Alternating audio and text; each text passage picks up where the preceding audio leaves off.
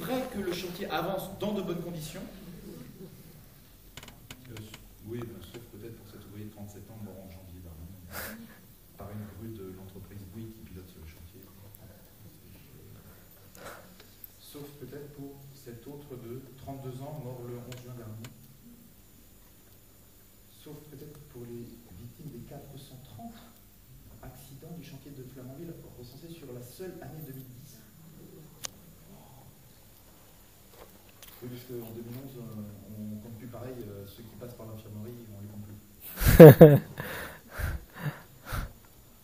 430 accidents sur le chantier recensés par l'ASN, l'Autorité de sûreté nucléaire.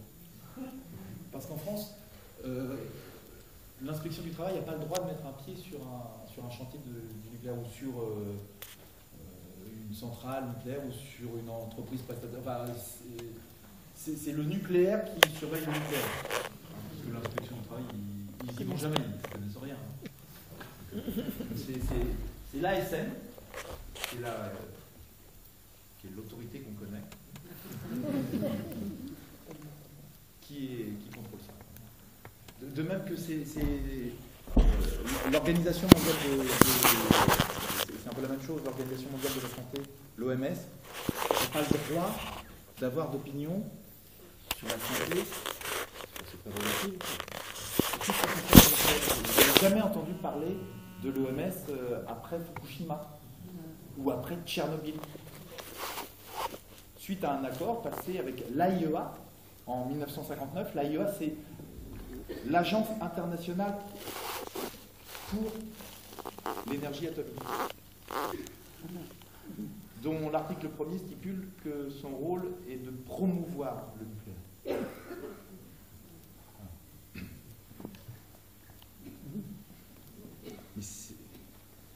C'est vrai que c'est des informations qu'on a du mal à recouper quand on s'informe par des médias dont les budgets dépendent des budgets publicitaires d'EDF ou d'Areva.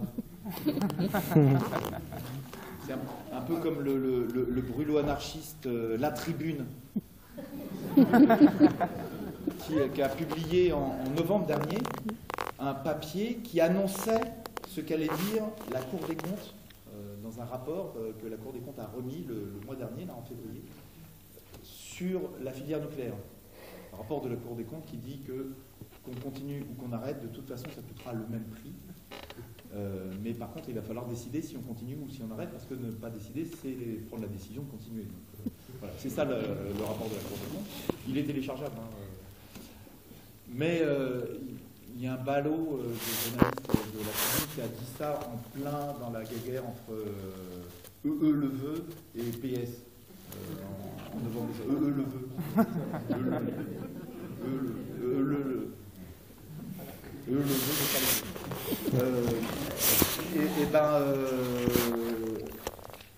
EDF, ça leur a pas plu. Donc le lendemain de la publication de cet article, le quotidien La Tribune n'a plus eu de budget publicitaire financé par EDF. Le lendemain, la semaine suivante, le quotidien La Tribune s'est placé en redressement judiciaire.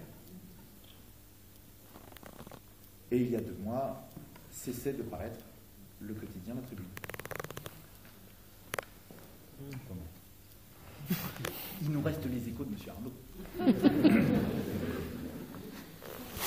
Ouais, alors voilà, juste ça. Après, on ira boire des coups au foyer, ensemble, on sera peinard, mais j'ai quand même 2-3 trucs. Parce que c'est l'indépendance énergétique, c'est donc, selon le président Sarkozy, grâce à des dirigeants politiques visionnaires, je pense notamment au général de Gaulle, que la France a pris dans les années 60 une avance considérable dans la filière nucléaire. Même si l'ensemble des décisions datent de la 4e République. 4e République pour les plus jeunes qui n'étaient pas gaulienne. Même si le financement de cette 4e République, on l'appelle aujourd'hui le plan Marshall, ce qui pour l'indépendance est un peu... Même si cette indépendance dépend de réacteurs nucléaires américains, construit en France, après une décision prise par le Premier ministre pendant l'agonie du président de la République, décision prise en 1974 par le général de Gaulle 4 ans après sa mort. Ce que c'est que le gaullisme quand même. On n'est peut-être pas prêt d'en sortir. Même si cette indépendance dépend de combustibles que nous devons aller chercher en dehors de nos frontières, en Afrique au hasard, au Niger par exemple, où Areva exploite les sous-sols et les populations, et où, comme du temps de M. Guillaume, les prises d'otages succèdent aux négociations qui succèdent aux prises d'otages. Non. Après, j'ai plein de baratins, si vous voulez. Juste, il y a juste un chiffre comme ça. Vous la sortir celle-là après demain. Alors, t'as eu le spectacle sur le nucléaire. Qu'est-ce que t'as retenu là? Notez. Si vous voulez, il y a un chiffre qui est rigolo que vous pouvez retrouver sur le site de l'AIE, l'Agence internationale pour l'énergie. C'est le site de référence du ministère de l'Industrie en France, de M. Besson. C'est sur les sites d'Areva, de Total, d'EDF, vous avez tout le temps référence AIE, Agence internationale de l'énergie.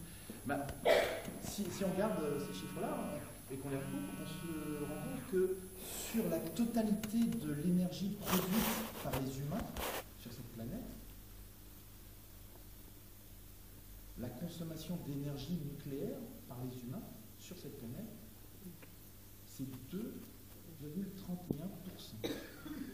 de l'énergie produite par les humains. Si jamais on vous demande malin, ça sera quoi les alternatives si on arrête l'électricité nucléaire? Je peux dire qu'on a déjà 96%. Après, vous leur servez un café, machin, on va pas se fâcher. Bon, nous, on peut aller boire des coups aussi. On joue encore demain. Donc ça, c'est la deuxième partie d'un spectacle. On avait déjà joué la première partie d'un bleu rouge sur les produits du terroir, quoi. Le premier, ça s'appelait Elf, la pompe Afrique, sur le pétrole. Le deuxième, c'est ça. Et le troisième, ce serait sur l'armement. Ah oui, on reviendra. Ça un peu au salon de l'agriculture. Les produits font toujours ça. Voilà, donc nous, le troisième, on va le bosser dans le Charolais. C'est pas compliqué, la direction, c'est le Creusot. Pour ici, vous allez. Le Creusot, c'est là où on s'arrête avec les. On fait courir les gamins. Là, il y a un grand parc avec la statue du patriarche. Je sais pas, j'ai pas vu ça au Serre. Le vieux patriarche de l'industrie, avec les pigeons qui là c'est un grand, c'est la statue de Schneider. Schneider, c'est le gars qui a. Schneider, c'est la boîte qui a construit l'ensemble des équipements des centrales nucléaires de toute la France. Ah oui, c'est rigolo parce que oui, c'est ça. Le patriarche là, c'est le grand-père de Madame Giscard d'Estaing. Je sais pas beaucoup. Oui, donc la direction, on est entre Gueugnon, on est juste à côté de Gueugnon, voilà, entre Charolles et Gueugnon, on est près de Gueugnon. C'est pas la JOCR, mais c'est quand même champion. Attends. Coupe de la Ligue 2000. Quand même. Pas mal. C'est pas mal quand même. C'est juste qu'il a fallu fermer le. L'équipe n'est pas au mieux de sa forme par rapport à Auxerre.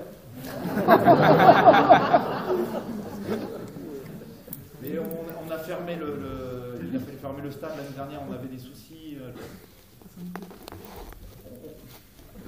On a mélangé des trucs dans le bitume du parking. Les mamans qui attendaient que les gamins aient fini la gym se prenaient autant de radiation qu'un sous-traitant sur un an. Alors on a. Il a fallu fermer le parcours santé aussi qui est à côté, qui était radioactif. C'est ballot. Mais du coup, il est peut-être encore temps je sais pas, on en posera là au pays dans des coups, mais de réfléchir sur l'origine de cette électricité qui peut Oh merde.